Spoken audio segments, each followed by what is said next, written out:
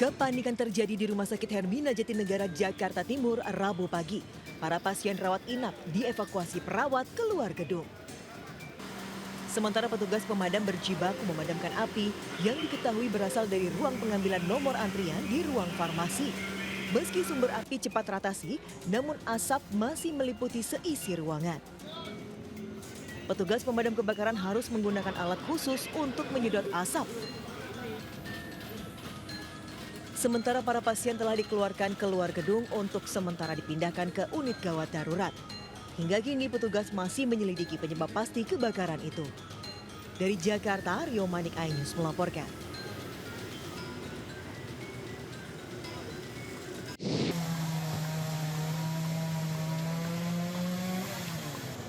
Pohon kapuk tua berdiameter 1 meter pada Rabu sore tumbang setelah hujan deras disertai angin yang melanda kawasan Tebet, Jakarta Selatan.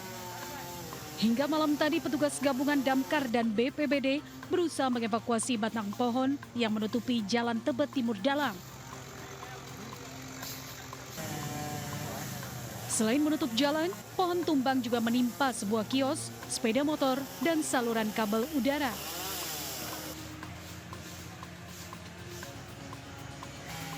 Akses jalan dari arah Tebet menuju Jalan MT Haryono sempat terganggu karena proses evakuasi pohon tumbang.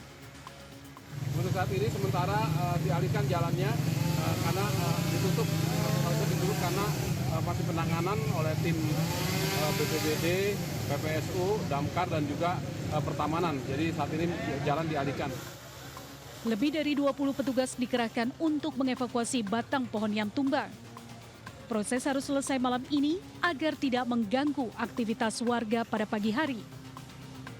Dari Jakarta Selatan dan Helmi Sajangbati, iNews melaporkan.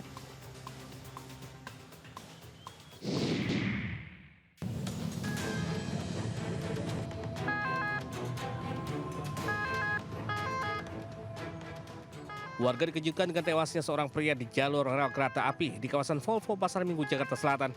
Korban tewas mengenaskan usai tertabrak kereta yang tengah melintas. Tugas dari KAI dan juga pihak kepolisian yang berada di lokasi langsung mengevakuasi jasad korban.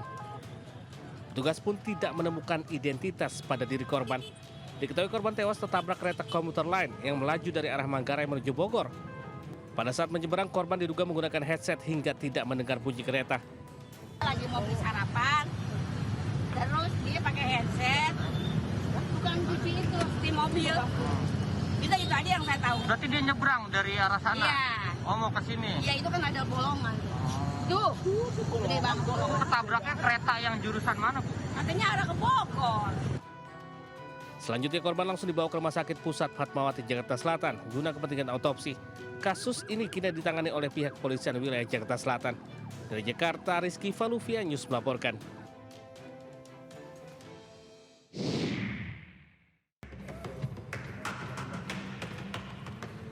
AAM hanya bisa tertunduk malu saat digelandang polisi usai mencabuli 4 anak didiknya dengan modus game online. Ironisnya, pria 35 tahun ini merupakan seorang guru musik hard rock. Tak hanya itu, polisi juga menangkap seorang kepala pondok pesantren berinisial SHL di wilayah Legok, Tangerang, usai mencabuli muridnya sendiri dengan modus korban dijanjikan sebagai ketua OSIS. Bahkan polisi juga menangkap seorang guru ngaji berinisial MRB yang tega mencabuli 3 anak di bawah umur dengan modus pintar membaca Al-Quran. Seorang guru lainnya juga ditangkap lantaran tega mencabuli anak berkebutuhan khusus dengan modus pemberian soal. Dalam periode April hingga Juni, polisi telah menangkap 5 pelaku kekerasan seksual, termasuk yang menimpa sejumlah anak di bawah umur. Seorang tersangka yang berprofesi mengajar hard rock terhadap 4 anak, 3 kasus kekerasan seksual yang dilakukan oleh tenaga pendidik di sekolah terhadap korban. Yang pertama tersangkanya yaitu kepala sekolah, ini sangat miris. Hingga kini para korban masih mengalami trauma, menjalani pendampingan psikologis oleh P2 TP2A Tangerang Selatan.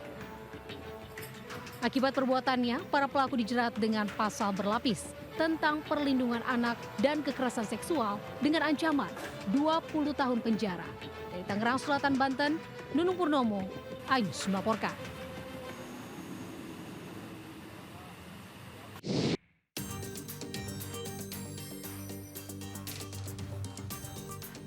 Kamera CCTV merekam pelaku pencurian kendaraan bermotor di sebuah indekos di Jalan Hemat 3, Jelambar Grogol, Petamburan, Jakarta Barat.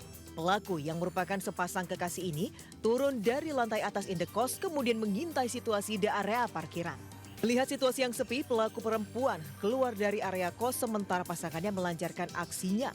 Pelaku mematahkan kunci stang sepeda motor kemudian membawa kabur. Pasangan ini sempat ngekos di lantai 3 selama 2 hari dengan membayar uang muka sejumlah Rp750.000. Dari hasil olah TKP polisi, petugas menemukan beberapa alat hisap narkoba di kamar kos yang ditempati oleh pelaku. Dia masuk kos, sempat memang dimintain KTP, cuman dia bilang KTP-nya hilang. Alasan lah macam-macam. Dan dia bayar kos pun baru setengah. Dia cuma 2 hari di sini berarti kan. Nah, minggu itu kejadian. Dia mencuri uang saya. Kasus pencurian ini ditangani anggota Polsek Grogol, Petamburan, Jakarta Barat. Dari Jakarta, Rizky Falupi, iNews melaporkan.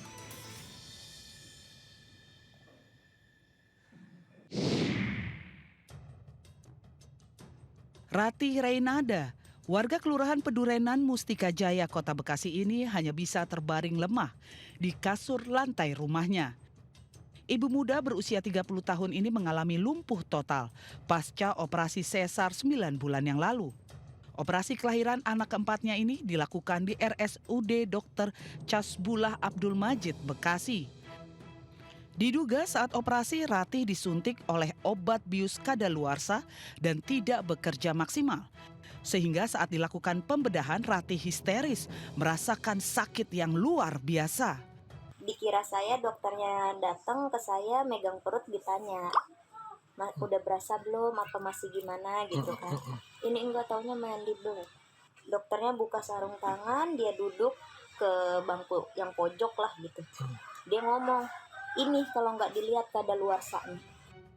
Pasca operasi sesar, kondisi Ratih semakin lemah.